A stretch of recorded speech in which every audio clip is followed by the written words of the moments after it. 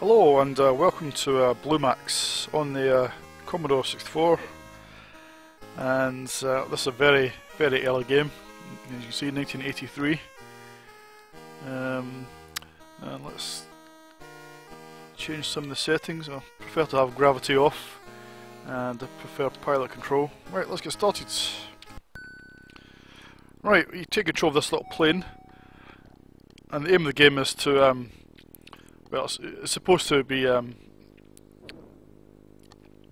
achieve the rank of Blue Max, but to achieve this, you've got to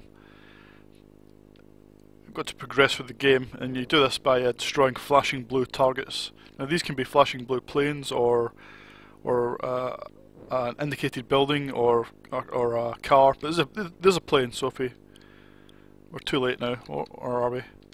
The planes, if you fly up and down. There's a little arrow appears on the right hand side that tells you if you're above or below the plane, and once the display status, if it flashes, well, if it turns blue, that means you're at the same height, like that. So I'm at the same height now, so I've destroyed that blue plane. Now you can see I took a hit earlier on, and I've now got a flashing F in the status panel. That means I've taken a hit in the fuel tank, and my fuel goes down faster than it normally would. So you can also have hits in manoeuvrability. Let's just land here.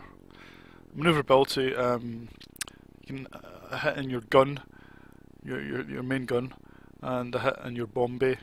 So that's the 4 hits you can take. You can have up to well, you can have them all. Then if you take one more hit, then it's your plane will crash. So you've got to be careful. Now the game just sort of loops round.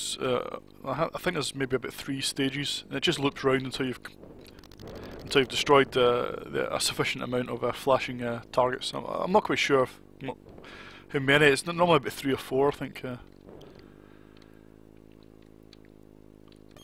The controls are quite easy. It's left, right to move left, right, up, down to go up and down. Hold down fire for fire, and fire and down to drop the bomb. You've only got 30 bombs in between, well, 30 bombs at a time. You can refresh them and your fuel when you land at a runway. Now if you fly low enough, you can strafe, ground emplacements. It doesn't really affect the game, it's just really for more points, but the lower you fly, the greater chance I think you have of taking a hit. So I've taken a hit in manoeuvrability here, so you can see the plane's moving quite slow now.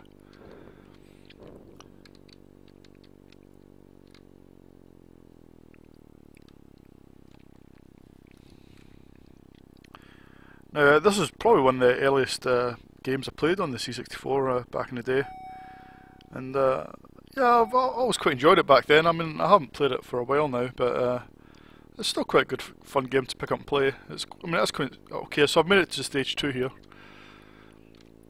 So it's quite simplistic, but you know, it's certainly very playable. So I've just got to look for flashing blue targets. So there's a plane. He's flown off.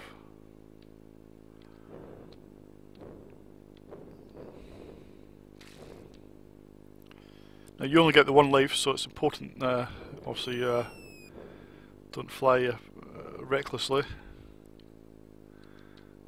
I missed that plane. It can be a bit frustrating sometimes, just trying to get enough blue targets. It is rather random. You can still blow up anything really, just for points. And the more points you get, the better your rating at the end of the game. So it's worth doing that, I suppose.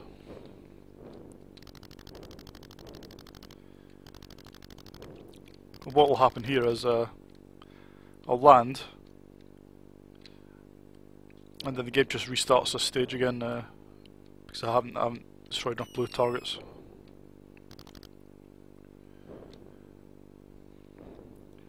I think certainly the horizontal perspective works quite well. I mean, it's quite similar to Zaxxon, and I think I think Peter Adams is the programmer, but he also programmed Zaxxon on the 64, so it's probably not going to come as much of a surprise.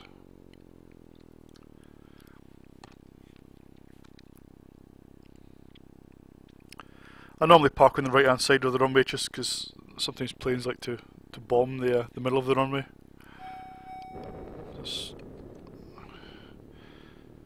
Just trying to be cautious. So you see this is just the same stage again.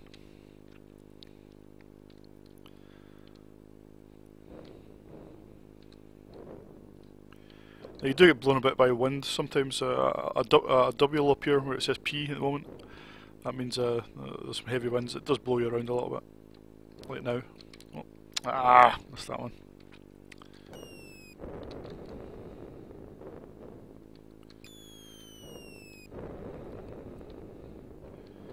Yeah, I'm not doing particularly well here, but oh, missed that! Ah, missed that flashing blue building there. Now, when this came out, I think I'm trying to get this plane if I can. There we go. When it came out, I drew a lot of comparisons with River Raid, but I don't really think it plays that much like River Raid, to be honest. When that River Raid's you know, vertically scrolling shoot 'em up. Of a similar, well, you control a plane, but that's about it really. I mean, it doesn't really play much like this. There's not a lot of games on the 64 play like this, to be honest. So it's still quite a fairly unique game.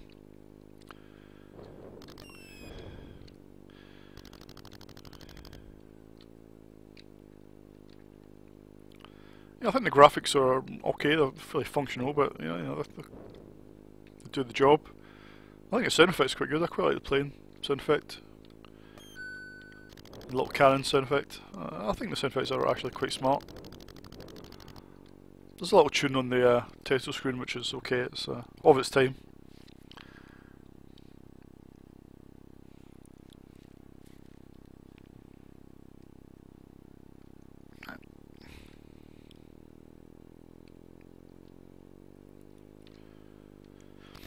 Come on.